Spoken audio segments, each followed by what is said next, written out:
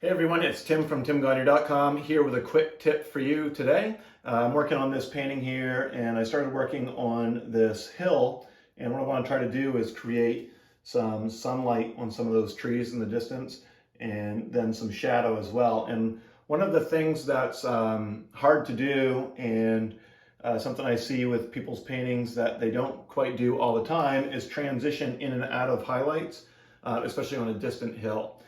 Sometimes it's just like cut right off from dark to light, whereas it looks more effective if there's a little bit of a transition into the light or out of the light.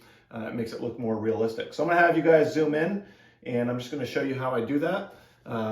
Again, with textures and shadows, you wanna make sure you have texture. You don't want it to just be flat. You wanna have some texture in there. That's gonna make your shadow look more realistic. So I'm just gonna show you how I transition out of a highlight into the shadow. Okay, so for my highlight color here, what I've been doing, I'll probably build that highlight up even more, but I like to create some of the shadows in the hill first before exaggerating the highlight. So I have some cad yellow lemon and cerulean blue deep with a little bit of raw umber to make that highlight color. I've got it right here. And what I like to do is once I've added in some highlight color, and I'm just tapping with a round brush to create the tops of trees in the distance. But once I've added in some highlight like this, and I want the highlight to stop. So if clouds are casting a shadow onto a hill, and I want the highlight to be right here, but then kind of transition out, what I like to do is take that same highlight color, add ultramarine blue. So now I've got a color that's a little bit darker and a little bit cooler. And I'll go right to the end of that highlight and transition into a more blue-green. But as I go even further, I'm gonna add some raw umber and more ultramarine blue. So I'm still getting some texture within the shadow, but it's much darker and cooler. So it transitions from the highlight into a shadow. Sometimes you might get a little too brown. You can just add some of your yellow, whatever yellow you're using. So yellow and ultramarine blue to keep it green.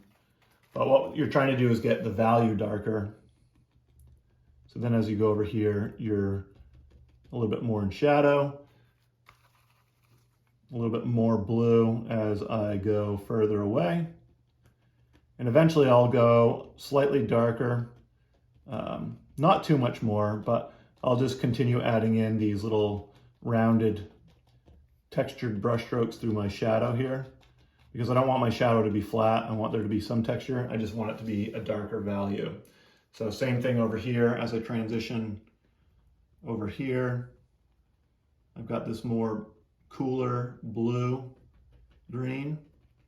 It's almost a gray at this point, but it works really well as a shadow color. That way my shadows aren't just flat and I have a transition out of a highlight into a shadow. So again, as I go further, just go a little bit more bluish, and the shadow just gets darker and cooler and recedes a little bit more. All right, so that's how you transition out of a highlight. You can do this with grass, you can do it within foliage, but what you want is a gradient. You don't want to go from highlight to dark. You want to transition slowly out of it. It's going to make it look more realistic, especially as you zoom out from the painting.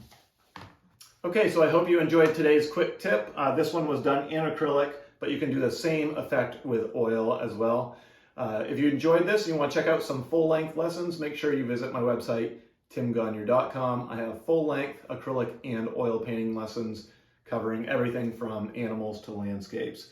Make sure you hit the subscribe button and the notification bell so you get notified anytime I have a new quick tip video. Thanks for watching, everyone, and I'll see you again soon.